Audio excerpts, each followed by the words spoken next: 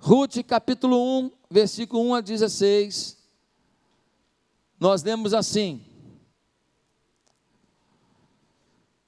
na época dos juízes, houve fome na terra. Um homem de Belém de Judá, com a mulher e os 2 filhos, foi viver por algum tempo nas terras de Moabe. O homem chamava-se Elimeleque, sua mulher Noemi e seus 2 filhos Malom e Quilion. Eram efrateus de Belém, de Judá, chegaram a Moabe e lá ficaram. Morreu Elimeleque, marido de Noemi, e ela ficou sozinha com os seus 2 filhos. Eles se casaram com mulheres moabitas, uma chamada Orfa e a outra Rute. Depois de terem morado lá por quase 10 anos, morreram também Malom e Quilion, e Noemi ficou sozinha, sem os seus 2 filhos e sem o seu marido. Quando Noemi soube em Moabe que o Senhor viera em auxílio do seu povo, dando-lhe alimento, decidiu voltar com as suas 2 noras para a sua terra, Belém. Assim, ela com as suas 2 noras partiu do lugar onde tinha morado. Enquanto voltavam para a terra de Judá, disse-lhes Noemi: vão, retornem para a casa de suas mães, que o Senhor seja leal com vocês, como vocês foram leais com os falecidos e comigo. O Senhor conceda que cada uma de vocês encontre segurança no lar de outro marido. Então deu-lhes beijos de despedida, mas elas começaram a chorar alto e lhe disseram: não, voltaremos com você para junto do seu povo. Disse, porém, Noemi: voltem, minhas filhas, porque viriam comigo? Poderia eu ainda ter filhos que viessem a ser seus maridos? Voltem, minhas filhas, vão, estou velha demais para ter outro marido, e mesmo que eu pensasse que ainda há esperança para mim, ainda que eu me casasse esta noite e depois desse à luz filhos, iriam vocês esperar até que eles crescessem? Ficariam sem se casar à espera deles? De jeito nenhum, minhas filhas, para mim é mais amargo do que para vocês, pois a mão do Senhor voltou-se contra mim. Elas então começaram a chorar alto de novo. Depois Orfa deu um beijo de despedida em sua sogra, mas Rute ficou com ela. Então Noemi a aconselhou: veja, sua concunhada está voltando para o seu povo e para o seu Deus, volte com ela. Rute, porém, respondeu: não insistas comigo que eu te deixe e que não mais te acompanhe. Aonde fores irei, aonde ficares ficarei. O teu povo será o meu povo e o teu Deus será o meu Deus. Que Deus nos traga uma revelação em cima desse texto hoje aqui, amém? Ora sim, Deus, fala comigo agora, em nome de Jesus, amém. Queridos, Elimeleque estava morando em Belém, mas veio uma fome muito grande, uma seca muito grande, e ele então fala: eu tenho que mudar daqui, porque aqui minha família vai perecer. Ele escuta que em Moabe a coisa está melhor, ele vai para Moabe. Ele chega em Moabe, ele começa a trabalhar, a produzir, mas quando ele está em Moabe, infelizmente, um tempo depois, Elimeleque morre. Ele tem 2 filhos, Malom e Quilion, e os 2 filhos dele estão lá trabalhando, e eles se casaram. Um se casou com uma moça chamada Rute, e o outro se casou com uma moça chamada Orfa. As 2 são mulheres moabitas. Mas passa um tempo, Malom e Quilion também falecem. Nós temos agora 3 viúvas: Noemi, a sogra, Rute e Orfa, 2 noras viúvas. É bom que se lembre que naquela época não tem aposentadoria, não tem SUS, não tem isso nem aquilo.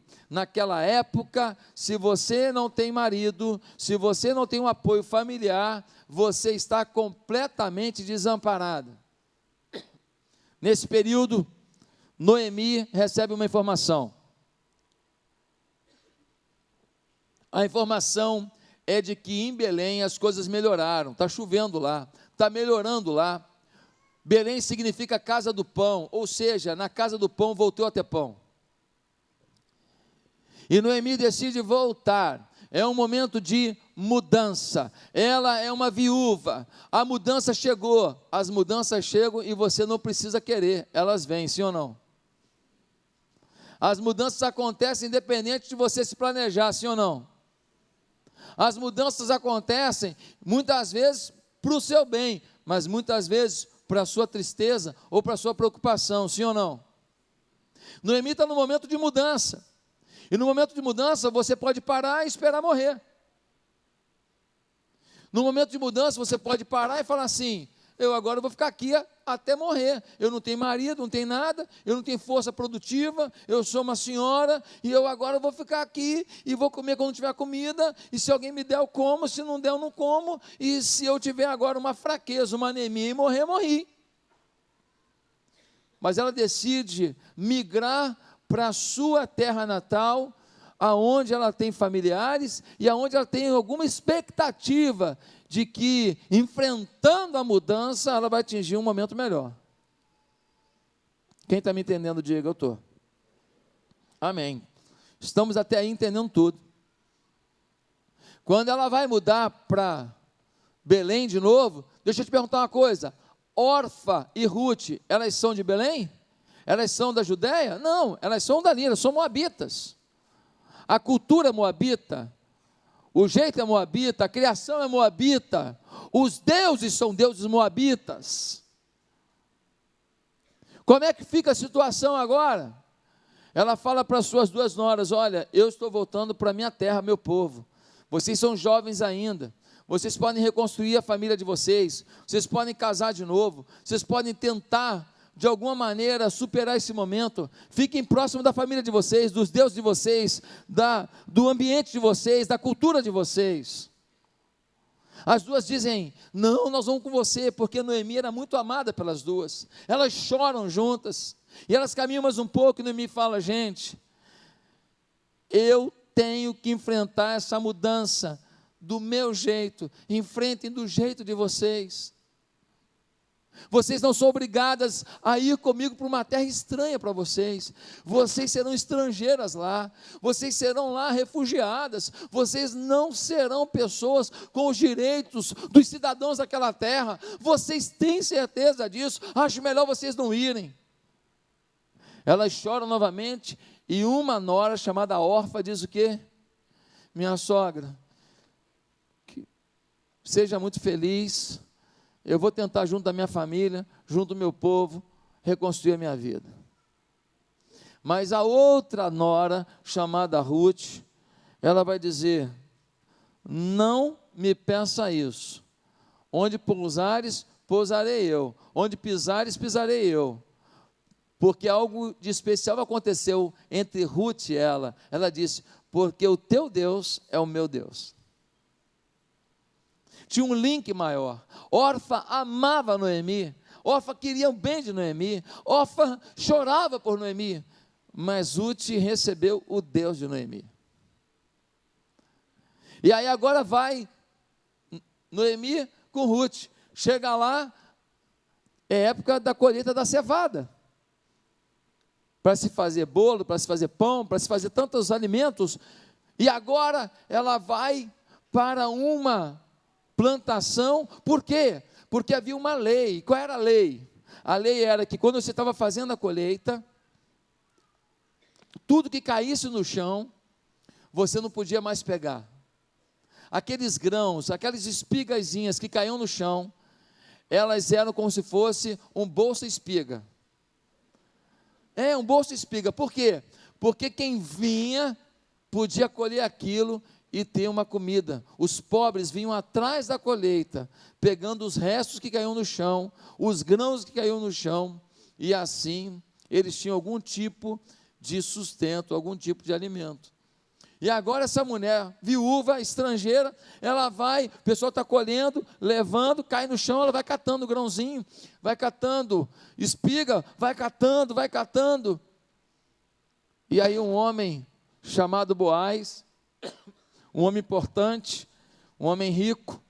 Ele pergunta assim: quem é aquela moça lá que está catando junto com os pobres ali, os grãos no chão? Eles falam: aquela ali é uma moça, parece que chama Ruth, ela está com Noemi, as duas estão viúvas,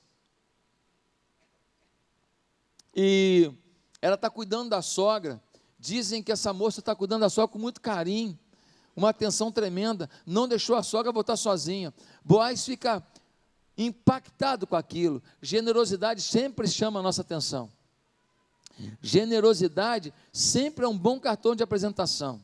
Se você quer casar bem com uma pessoa, avalie o nível de generosidade dela, porque conforme o nível de generosidade, essa pessoa pode ser muito habilitada, muito capacitada, mas ela não vai ser generosa com você, e sem generosidade, um casamento não vai para frente.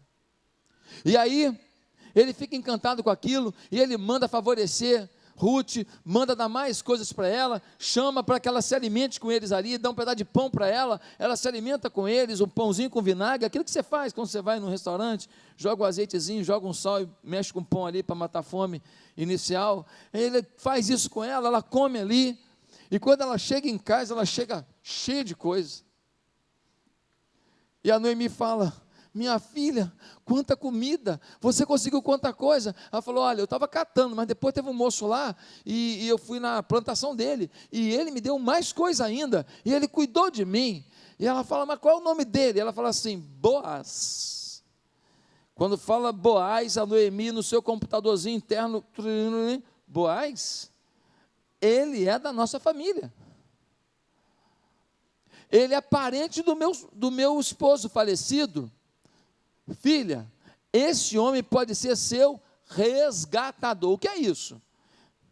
Na lei, dizia que quando uma mulher ficava viúva, o irmão, ou se não tem mais irmão, um parente, dentro de uma linha sucessória, ele pode se casar com aquela mulher, para que ela não fique desamparada. E aí ele assume as terras do falecido marido, e assume a mulher, e vai plantar na terra para cuidar dela.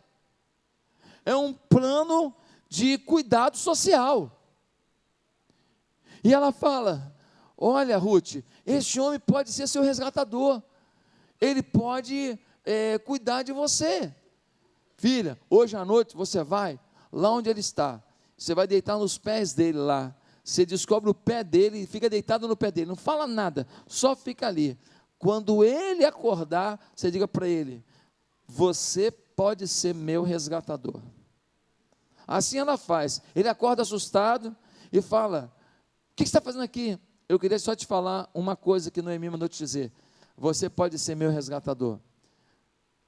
Tinha um outro na frente, ele fala com o outro, na frente de testemunhas, o outro diz: não quero, não tem interesse não. Então ele assume agora a Ruth, se casa com ela, e essa moça que chegou pobre de maré de si, uma mão na frente, outra atrás, outra para trás, ela chega naquela cidade e, num piscar de olhos, ela se torna a esposa de um dos homens mais importantes da localidade. Ela se apaixona pela generosidade desse homem, ela tem um filho com esse homem, chamado Obed, e esse Obed, sabe quem se tornou? Se tornou o avô do grande rei Davi. Obed tem um filho chamado Jessé, e Jessé tem um filho chamado Davi, ou seja, Obed é o avô do maior rei da história, que vai ser um antecessor de ninguém menos que Jesus Cristo. Portanto, Ruth entra para a história de Jesus. Pastor, por que você contou essa história toda? Eu estou contando essa história porque as coisas mudam rápido. E quem passa fome hoje pode ter abundância amanhã. Mas quem passa abundância hoje pode passar fome amanhã se não estiver atento às mudanças. O título da mensagem é: enfrente a mudança. As mudanças estão aí, para todo lado. Mudanças no seu trabalho, mudanças na sociedade, mudanças no relacionamento do seu filho com você, porque ele tem interferências que você não tinha. Os professores se relacionam com ele de uma maneira diferente que os seus se relacionavam com você. A televisão te apresenta coisas que você, há 10 anos atrás, ia falar, impossível que uma TV mostre isso um dia, ou fale isso um dia, 10 anos atrás, ontem. 10 anos é ontem. Você diria, não, impossível que uma TV mostre isso e fale isso. Impossível, pois ela está falando e está fazendo. Muitos aqui ganhavam num patamar, e nessa crise toda que o país enfrentou, com mais de 13 milhões de desempregados, muitos aqui, o seu padrão de vida deu uma diminuída. As coisas não estão como antes. Muitos aqui tinham um tipo de ajuda que cessou, tinha uma fonte de renda, você tinha um monte de imóvel alugado, agora tem 10 imóveis que você tinha, um só está alugado, sua renda caiu. Um filho ficou desempregado, ele tem 2 filhos, mulher, e agora ele bate na sua porta, ele nunca dependeu de você, ele fala, mãe, você pode me ajudar? Pai, você pode me ajudar? E ele é barbado já, ele é um homem feito, mas ele está desempregado e não está achando emprego, ou seja, muitas mudanças acontecendo, e muitas mudanças por acontecer. Como você tem enfrentado as mudanças? Como você tem analisado as mudanças? É nisso que eu quero pensar hoje aqui. Quem está a fim de ouvir como lidar com as mudanças? Amém? Você pode ouvir a opinião de especialistas, você pode ouvir a opinião de coaches, você pode ouvir a opinião de trainers, você pode ouvir a opinião de cientistas políticos. Eu quero te dar algumas opiniões da palavra de Deus. Eu não vou esgotar o assunto, mas eu quero trazer para você algumas coisas que são importantes que você pense, com base nessa vida de Noemi, Ruth e Orfa. O que aprendemos sobre a necessidade de enfrentarmos as mudanças? Primeiro, enfrentar mudanças envolve muita determinação, pois é natural você ser tentado a desistir. Enfrentar mudanças envolve muita determinação, pois é natural você ser tentado a desistir. Orfa, no primeiro momento disse, eu vou contigo, Noemi, eu vou contigo, Noemi, mas aí começaram a caminhar, começa a suar, começa a cansar, e aí Noemi diz, olha, vocês vão para um lugar que não é o lugar de vocês, não é a cultura de vocês, não é perto da família de vocês, vocês serão refugiadas, vocês não serão do povo, olha, quando vocês chegarem lá, não sei como será. E nesse momento, Orfa começa a ser tentada a desistir, e desiste. O lugar de transição para o seu crescimento e uma nova fase na sua vida é um lugar de conflito. E eu garanto que quando você sair desse lugar, haverá uma voz de dentro para você, vai em frente, enfrente a mudança, mas vai ter uma voz dentro de você falando assim, ei, como você se atreve a pensar que você pode mudar? Como você se atreve a pensar que você pode lidar com essa mudança? Como você se atreve a pensar que você pode montar um negócio novo, sair desse local, sair desse empreendimento, ter um novo ministério, ter uma nova perspectiva? Como você se atreve a isso? Uma voz diz, vai, outra voz diz, melhor não ir não, hein? Se for, você pode perder até o pouco que você tem aqui.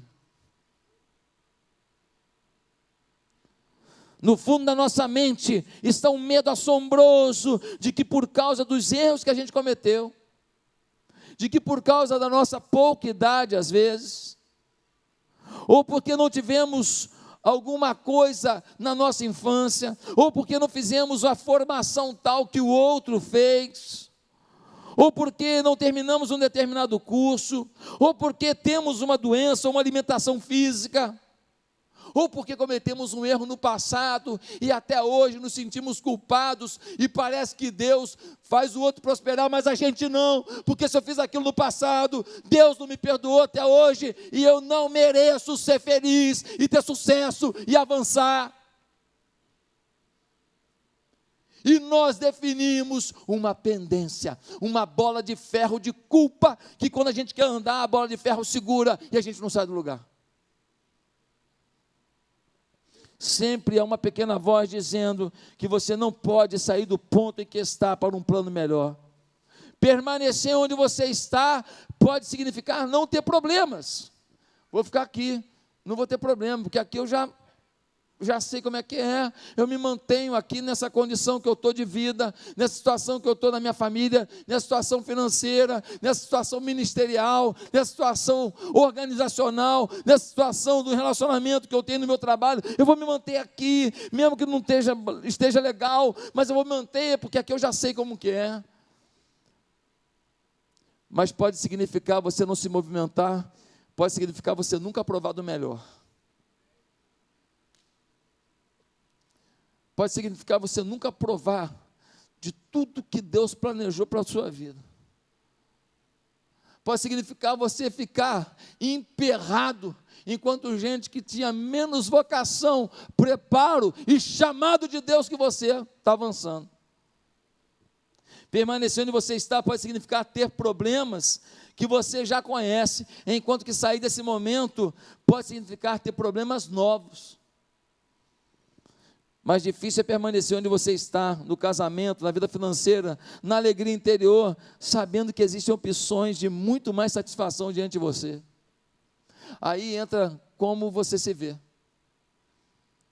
Se você se vê como um alijado do processo divino, como alguém fora do formato divino, como alguém fora do chamado e dos propósitos de Deus, então você não tem que acreditar mesmo que você pode sair da condição que está, do momento que está, para viver algo maior. Agora, se você se vê como alguém limitado, frágil, pequeno, alguém que chora, alguém que precisa aprender muita coisa, mas alguém que Deus colocou a mão sobre você, alguém que Deus ama, alguém que Deus se importa, então você não pode ter medo do novo. Você não pode ter medo de se aventurar em alguma coisa nova, se a condição que você está em alguma área da sua vida não é boa. Eu não tenho que me contentar com o pior, com o inferior, com o insatisfatório, dizendo, eu vou ter que viver isso, porque é melhor viver isso, do que tentar ser feliz. Mas isso vai exigir de você muita determinação, porque uma voz contrária vai dizer para você, não tente, que você vai se dar mal. Permaneça nesse lugar, permaneça nessa empresa, permaneça nessa forma de agir em família, permaneça nessa forma de agir no trabalho, permaneça. E aí, se você não tiver determinação, você não vai conseguir falar para você mesmo, eu não vou permanecer, eu vou avançar, eu vou melhorar. Ah, queridos, você é determinado? Quer que Deus te abençoe em algo que nem você acredita?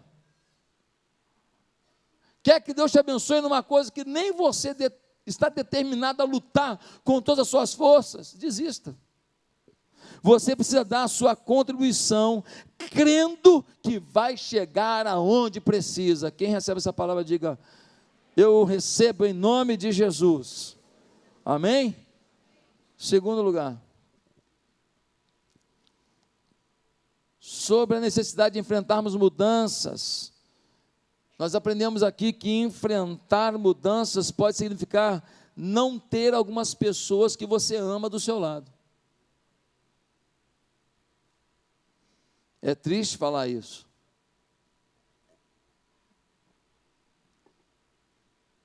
E quando eu falo disso aqui, a primeira coisa que vem na sua cabeça é seu casamento. Eu não estou falando de casamento não, tá? Porque casamento é indissolúvel. Se alguém chega a um fim de um casamento, não tem nada a ver com o que eu estou falando aqui hoje. Ah, pastor, mas você não vai amar quem se divorciou. Não, não é isso, eu não tenho que deixar de amar ninguém. Estou dizendo que eu não estou aqui para apoiar divórcio de ninguém, para você não interpretar errado o que eu estou falando. Eu sei que algumas vezes o divórcio acaba acontecendo e em algumas situações ficou realmente difícil continuar, demais, que já até risco de vida estava tendo. Eu entendo. Agora eu entendo também que muito divórcio acontece por causa da dureza do coração, por falta de diálogo, por orgulho, por vaidade, por falta de perdão, por mesquinhez e por diabo agindo. Então não estou aqui para julgar o caso de ninguém, E a gente aqui não joga ninguém fora por causa da sua história, da sua vida. Mas, por favor, não vem falar aqui, está vendo? O pastor falou, enfrentar mudança para significar não ter uma pessoa que você ama do lado. Viu? Vou sair do meu casamento hoje. Se um pastor falar isso no púlpito, ele não é pastor, ele é um demônio. Ele é um demônio.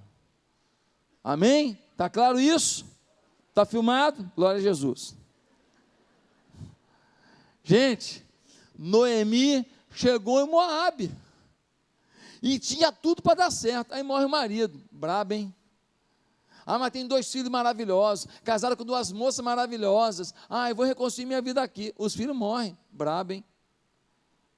Gente, o negócio é complicado. Aí agora ela começa a caminhar com as noras. Ficaram as noras, 2 pessoas que ela ama. Ela diz, eu vou para Belém, a casa do pão, buscar o meu pão, que aqui eu não tenho mais como ter dinheiro, eu não tenho mais como ter comida, eu vou morrer aqui. Então Noemi começa a caminhar, mas na caminhada, uma das noras que ela ama, diz, eu vou ficar.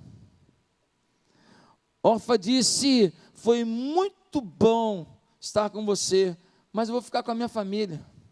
Vejo você algum dia. Eu não quero arriscar uma nova etapa com você. Eu não quero enfrentar a mudança com você. Por que que Orfa fez isso? Porque há pessoas ao seu redor que estão expostas ao mesmo filme que você, mas elas não percebem na cena o que você percebeu. Há pessoas que estão olhando a mesma tela que você, mas elas não percebem a oportunidade que você enxergou. E você não está entendendo que você está percebendo Belém, mas essa pessoa se definiu para Moabe. Você está enxergando a casa do pão, mas essa pessoa, ela está enxergando a continuidade de Moabe, de dúvida sobre o pão de cada dia, mas pelo menos é um lugar que eu conheço. Às vezes numa sociedade, tem hora que não tem jeito, porque você quer ir para Belém, e outro não quer.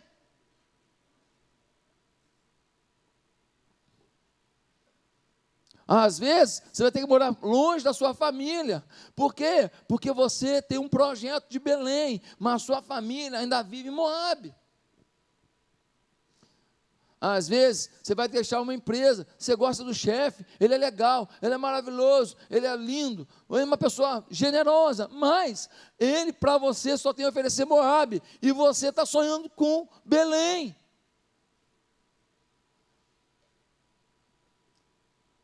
Às vezes, pessoas que nós amamos não vão ficar do nosso lado. O que você deve fazer?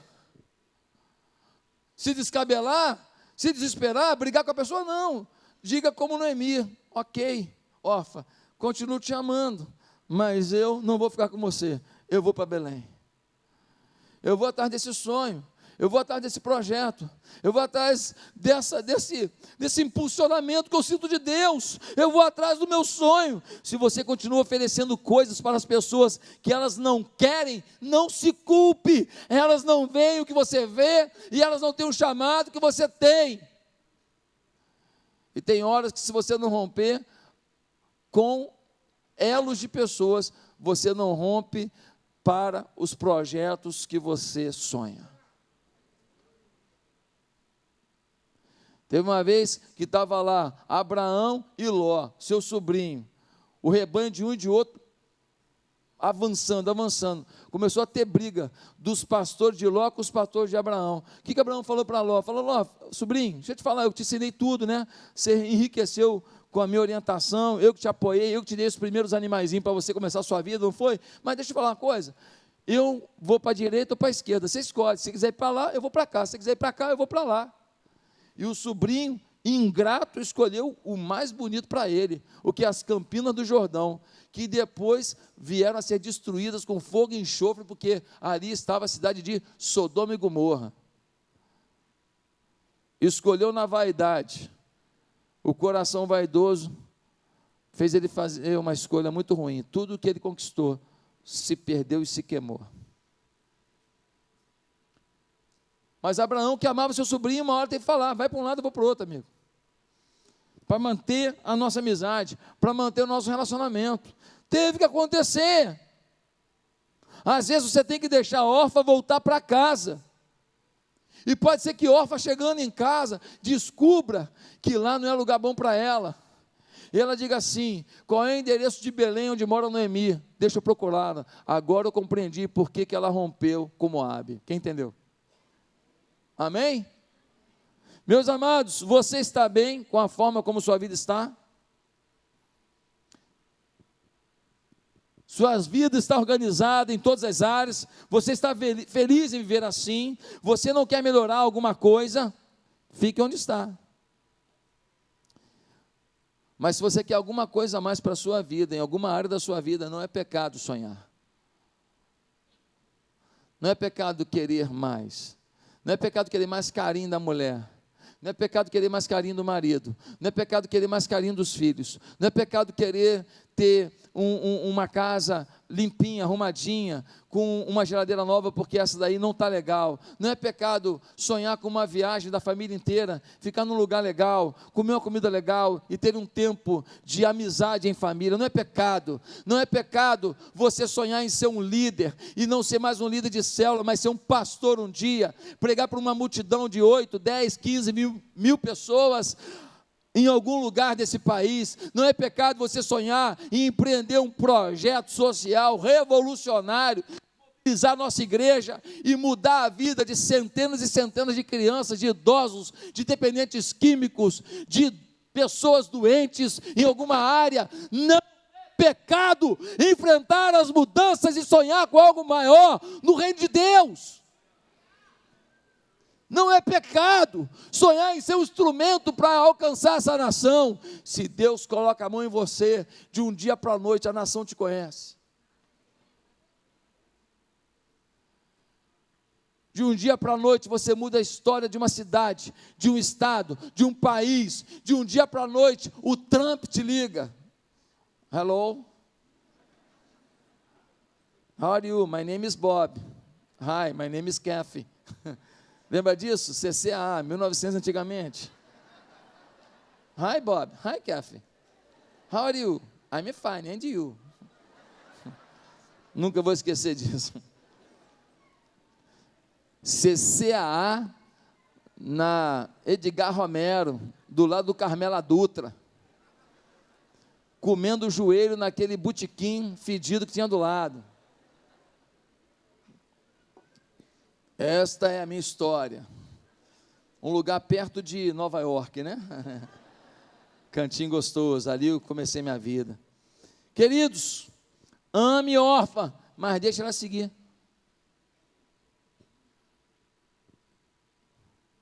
Ah, eu sou aqui do ministério aqui de célula, mas a pessoa não quer que eu multiplique a célula. Eu queria ser líder, mas o meu líder não me deixa multiplicar e eu vou ficar com ele aqui. Não, rompe. Fala com o seu supervisor. Supervisor, eu quero abrir uma célula e o meu líder não está deixando. Me ajuda. Eu quero liderar. Eu quero pastorear. Eu quero crescer no reino. Terceiro lugar. O que temos que saber sobre o enfrentamento das mudanças? Enfrentar mudanças significa romper seus próprios padrões. Ai, isso aqui é forte demais. Enfrentar mudanças significa romper seus próprios padrões. Orfa era moabita, o padrão dela é Moabe. Ela não foi ruim com Noemi, ela não queria o mal de Noemi, ela só decidiu voltar para o que fazia parte dela. Ela só queria voltar para o que era o padrão dela. Muitas vezes nós queremos mudança, nós queremos evoluir, nós queremos avançar, mas nós vamos ter que romper alguma coisa que nós nascemos com ela, ou alguma coisa que a nossa história colocou na nossa construção de vida, na nossa forma de pensar, na nossa forma de agir. Está com você, você é assim, e vai ter que deixar de ser assim, para você romper e enfrentar essa mudança. Você resolve sempre esses problemas nesta forma, você sempre avança dessa maneira, você sempre responde com esta linguagem, e agora vai ter que ser uma nova linguagem, uma nova atitude, um novo jeito. Você vai ter que evoluir, você vai ter que quebrar um paradigma seu, um formato seu. Vou te dar um exemplo meu. Qual o formato de igreja que eu estava acostumado? De manhã, culto para a igreja. De noite, culto para pregação evangelística. O povo vinha de manhã e o povo vinha de noite. E eu fui acostumado com isso. E eu fiquei a minha vida inteira indo nesse formato de culto.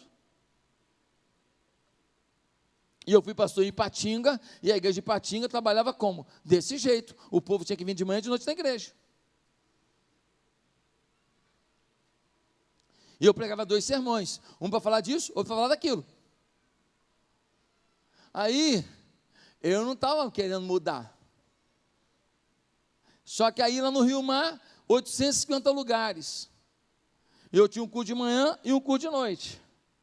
Aí começou a lotar, e lotar, e lotar. Eu comecei a botar gente no altar, e foi lotando, lotando, lotando, e eu pregava num quadradinho aqui, ó, de 1 metro quadrado, e gente em volta.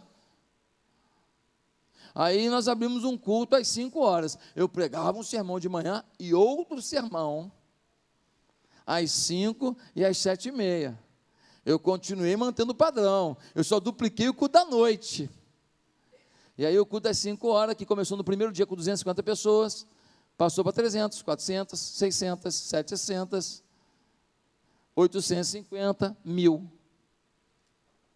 E aí agora eu tinha um culto da manhã, pregando uma mensagem, e eu tinha 2 cultos à noite abarrotado, em que a fila de um culto, da fila lá fora, no final de um culto, atravessava as 2 ruas, e o povo saindo aqui, e um batendo de cara com o outro, para entrar no culto, disputando o lugar, uma crise, e eu lá fora dizendo, não vai embora não, vai embora não, vai não, não desiste não, desiste não, por favor, fica aí, eu vou arrumar um jeito. E aí, eu fui obrigado a enfrentar a mudança, o meu paradigma, o meu padrão. Eu falei, a partir de agora, a mensagem da manhã é igual à mensagem das 5 e a mensagem das 7h30. E, por favor, não volte. Quem é dessa época lembra. Quem é dessa época lembra. Eu falei, pelo amor de Deus, um culto só, meu filho, depois vai orar em casa, pensar no que você ouviu, dá um lugar para outro. E eu falava mesmo, é triste falar isso, né? Alguém pedir para alguém não ficar na igreja, mas eu tinha que fazer, para dar lugar para o outro. E então, meus amados irmãos, mas tinha um povo desobediente, ficava pelo menos 5, 7h30 ficava, e tinha uns que vinham de manhã, tarde, noite, sempre tem um miserável que fura o bloqueio. Meus irmãos, quem está entendendo? Eu tinha um padrão, que eu herdei, e que eu não queria abrir mão, mas a necessidade faz o sapo pular, não sabe andar? E o sapão teve que pular. Eu tive que mudar. Depois eu entendi que o mundo mudou, que o seu tempo mudou, que a sua correria mudou, que você não chega mais em 20 minutos no trabalho, mas você leva 1h30 para ir, 1h30 para voltar. Eu entendi que você agora tem que fazer pós-graduação, tem que fazer curso de inglês, tem que falar 2 idiomas além do português. Eu entendi que você tem que fazer uma academia, porque agora a sua alimentação é pior, o seu estresse é maior, se você não fizer alguma coisa física, você não vai ter saúde, e que o mundo mudou. Então, a igreja tem que dar, num espaço de tempo, concentrado, tudo que pode dar, para ter um tempo depois para as pessoas verem o que aprenderam. E aí a gente botou de manhã a escola ministerial, o TL, que é o treinamento de líderes, e o culto. Mas eu fico um tempo na igreja. Fica, mas sai daqui, vai almoçar, fica à vontade, vai para onde quiser e tal, e vai fazer pizza de noite, e vai lavar a louça para a mulher, se vira. Amém? Algumas irmãs falaram, glória a Deus.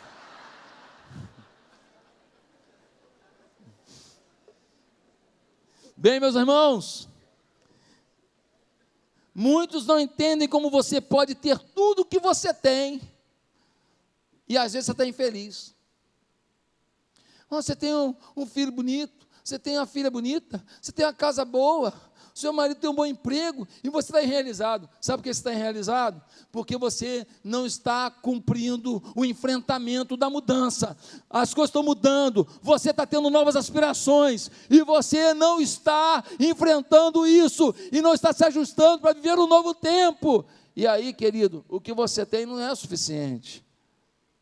Não porque você não está satisfeito com aquilo, é porque existe um algo a mais. Deus quer te dar um alvo mais lindo, um projeto mais ambicioso, uma conquista mais empreendedora, uma satisfação espiritual que você nunca viveu, uma dimensão de fé, uma dimensão de pastoreio de vidas que você nunca se dispôs a viver. Quem está me entendendo? Amém? A maioria das pessoas fica presa onde está, porque está presa naquilo em que nasceram, ou que foram obrigados a vivenciar, e mesmo que você esteja frustrado com sua realidade espiritual, ministerial, financeira, familiar, você está se sabotando, porque alguns padrões estão em você não quer abrir mão disso, você não quer ver a coisa diferente, você não quer abrir mão desse trabalhinho, desse jeitinho, desse sistema de vida, desse final de semana que você não faz mais nada, porque você tem que atender a demanda da sua avó, que exige que todo mundo faça isso, isso e isso. Você tem que atender a demanda do seu pai, que exige isso, isso e isso. Você tem que atender a demanda do marido, da esposa, que tem que ser assim, e não pode mudar esse formato. Mas mudou o mundo, e a gente precisa com sabedoria, com amor, com generosidade, entender o novo momento.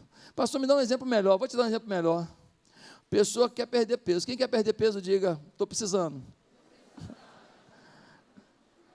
Aí você compra manual de emagrecimento. Aí você passa a seguir no Instagram um grupo de peso morto. É o nome do grupo, peso morto. Você mata o peso a cada dia, e você compra os aparelhos, aquele aparelho que apareceu no Polishop, que você em 5 minutos perde 18 quilos. Estou falando mal do Polishop não, estou só brincando, tá gente, por favor, não estou falando mal não, tem muita coisa boa lá. E você comprou o manual, seguiu o Instagram, comprou os instrumentos, e comprou uma vitamina, que aquela atriz disse para você que ela perdeu 20 quilos em uma semana, tomando apenas aquele chá de boldo, misturado com hortelã. E você compra esse negócio todo, e aí você fala, eu posso emagrecer. Gente, você perde os 20 quilos.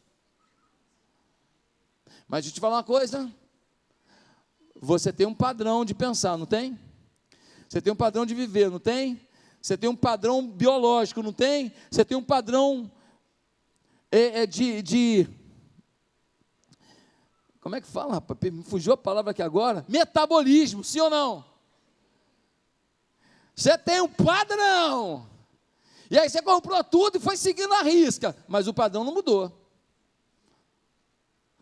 Você fez um negócio fora do padrão, momentâneo, mas você não mudou o padrão. Resultado, um belo dia, você estava participando de um programa emagreçavivo.com, e você conseguiu, você foi lá, perdi 20 quilos em uma semana e tal, e aí todo mundo te homenageando e tal, e você não mudou o padrão. O que você faz? Você fala, gente, estou tão feliz, vamos na churrascaria para comemorar. E você vai na churrascaria, pensa num cavalo comendo grama, meu irmão, pensa num negócio doido, num camelo bebendo água, pensa, parece que é a última refeição da vida. No final, quando acaba tudo, vem aquele carrinho da morte.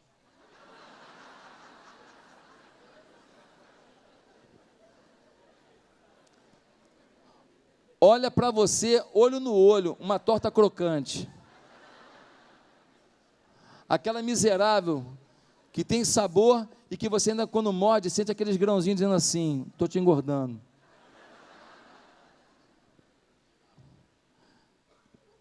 Uma semana depois, alguém manda um WhatsApp para você. Está dizendo assim, voltei. Seu peso. Sim ou não? Por quê? Porque eu não mudei o meu padrão. Nós queremos mudança sem mudar o nosso padrão. Então o que acontece? A gente consegue uma mudança momentânea, mas o padrão mesmo, a gente vai jogar tudo fora, porque nós vamos continuar vivendo do mesmo jeito. É o que acontece num casamento. Vai para o retiro de casais, volta e faz as coisas bonitinhas durante 2 semanas, mas não muda o padrão. Durante 2 semanas, lua de mel. Julia Roberts e Tom Cruise, meu filho. O negócio é show, é cinematográfico, é hollywoodiano. Mas, meu querido, passou 2 semanas, não mudou o padrão. E aí, aquelas grosserias voltam, aquele negócio volta, aquele orgulho volta, aquele negócio de cueca no chão volta, aquele negócio de, nossa, calcinha molhada, pendurada, onde ele bota a mão, volta. E aí, meu irmão, começa a ter as discussões por causa de bobeira, sim ou não? Sim ou não?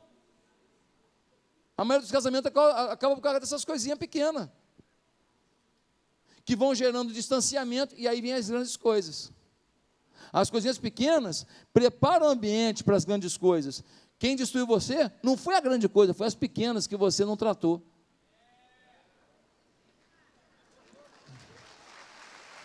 Amém? Queridos, você precisa romper com padrões e crenças de que seus erros, traumas, pobreza, lutas, limitações são determinantes para que você permaneça onde está. Você pode ir mais longe no reino de Deus, você pode ir mais longe na vida como um todo, você pode resgatar a felicidade que alguma coisa te roubou. Em quarto lugar, me empolguei aqui, hein? Sobre as mudanças, você precisa entender que é bem difícil romper seus padrões e enfrentar as mudanças sem patrocinadores. É muito difícil enfrentar as mudanças sem patrocinadores. O que você está falando, pastor? Eu estou falando que a Ruth decidiu ir com a Noemi, foi ou não foi? Mas quando ela chegou lá, ela não sabia como arrumar comida. A Noemi falou que tem uma lei, que se catar o que cai no chão, pode catar. Procura aí uma pessoa que está colhendo, e vai lá e cata, que o restinho a gente pelo menos come alguma coisa hoje. O patrocinador orientou, porque Noemi conhece as leis de Belém. Ruth não. Quando Ruth volta com a comida, e aí ela volta, e aí ela diz, eu conheci um homem chamado Boaz. Nessa hora, Noemi vai orientar. Olha, você podia ir lá, sentar aos pés dele, porque ele pode se tornar o seu resgatador. Quem era Noemi? A patrocinadora. Quer um nome melhor para isso? A discipuladora. Se você quer ir mais longe, você precisa abrir mão de uma coisa que chama-se, ouça com muito carinho essa palavra, insubmissão. Muitos de nós ainda não entendemos que todos nós precisamos ser submissos a alguém. Você pode ser um empresário podre de rico, ou talvez curado de rico, em vez de podre de rico, lindo de rico. Você pode ser uma pessoa que fez pós-doutorado em Harvard, ou Stanford, ou você foi professor de Coimbra, não importa. Você é ser humano, você tem mazelas, você tem erros, você tem manias que não são louváveis, você tem até alguns vícios que são reprováveis. E quando você se torna uma pessoa insubmissa, você deixa de receber de alguém um trato, uma direção, uma provocação para você melhorar. Você pode ser famoso, todo mundo aplaude você, Onde você chega, as câmeras de televisão te encontram. Se você não estiver em submissão, se prepare para a sua queda. Pessoas insubmissas nunca terão ao seu redor aqueles que falam a verdade que você precisa ouvir. Só terá do seu lado os puxa-saco, que falam que você não precisa ouvir, mas que você quer ouvir. Noemi é a patrocinadora. Ele empurra Ruth para a vitória. O patrocinador é alguém que muitas vezes não é do seu mundo, não convive com o seu mundo, não entende o seu mundo, não fala a linguagem do seu mundo, não teve os problemas que você teve no seu mundo, mas ele entra no seu mundo só para te ajudar. Quer um exemplo disso? Moisés, quando ele volta para tirar o povo do Egito, eu te pergunto, Moisés alguma vez foi escravo? Nunca foi escravo, ele era príncipe no Egito. Ele não passou pelo sofrimento que os hebreus tinham no Egito, ele não passou, mas Deus o convoca. Ele conhecia o Egito, mas não a escravidão na pele. Ele vem e entra no mundo dos escravos, ele defende os escravos, ele enfrenta Faraó, e Deus o usa para libertar o povo do Egito. Ei, tem pessoas na igreja diferentes de você, pensam diferente, viveram mundos diferentes, tem situações diferentes, mas Ele é que entra na sua vida, no seu mundo, e te ajuda a perceber quem você realmente é, que rumo que você está tomando, e para onde que Deus está te levando. Se você não tem um discipulador, corra atrás de um, peça para Deus um. Não é fácil não é culpa do líder de célula não, às vezes é difícil, que não tem gente com uma certa maturidadezinha, um pouquinho, para começar a discipular às vezes. Então, às vezes o discipulado tem que ser de grupo na célula, às vezes na célula alguém lidera um grupinho, porque não dá para fazer um a um às vezes ali, mas cada líder de célula, cada auxiliar de célula, pelo menos o líder auxiliar, esses têm que ter discipulado um a um, toda semana. Não deu para encontrar, vai no telefone, mas tem que ter. Como é que você está? O que você está fazendo? Você orou essa semana? Como está teu ministério? Como está tua família? Queridos, quem seria Pedro sem Jesus? Só um pescador. Quem seria Paulo sem Barnabé? Um homem abandonado lá em Tarso, que nunca viveria um plano mundial de evangelização. Quem seria Timóteo sem Paulo? Mais um jovem sonhando com um grande ministério, mas nunca capacitado pelo maior apóstolo na pregação do evangelho que o mundo já viu. Mais e mais na sociedade a gente vê isso. Quem seria Zico, o maior jogador da história do Flamengo, se um olheiro não tivesse visto e dado oportunidade para aquele mega craque mostrar o seu talento? É Noemi quem diz a Ruth: vá a Boaz, ela é a patrocinadora da vitória. Em último lugar, diante das mudanças, só sua sintonia com Deus garante a percepção dos detalhes que garantem o sucesso. Diante das mudanças, só sua sintonia, a frequência de Deus, botar no rádio lá, a frequência de Deus, é que vai fazer você perceber os detalhes que te levarão para o sucesso. Pastor, por que você está dizendo isso? Porque quando Ruth chegou em casa, até ali, Noemi não tinha pensado em projeto nenhum de casamento para Ruth. Mas quando Ruth volta, fala assim: eu peguei essas coisas aqui na plantação de um homem chamado Boaz. Ela falou: opa, Boaz, acendeu uma luz. Falou: Boaz, calma aí, Boaz, parente do meu marido falecido. Boaz pode ser resgatador, lei do resgate. Ei, Ruth, é um homem bom, generoso, bonitão. Ei, Ruth, você é uma moça bonita, uma moça generosa. Ei, pode dar casamento esse negócio. Noemi percebe o detalhe para o sucesso. O que aconteceu? Ruth casou, se tornou primeira dama daquela localidade, praticamente, uma mulher reconhecida, respeitada. E o que aconteceu? Noemi agora é a grande conselheira, patrocinadora dessa mulher vitoriosa que é a Ruth. E de um dia para a noite, ela sai da pobreza para a abundância. Ela sai do segundo plano para o primeiro plano. Ela sai do anonimato para ser uma estrela da história que eu te conto, de alguém que enfrentou suas mudanças.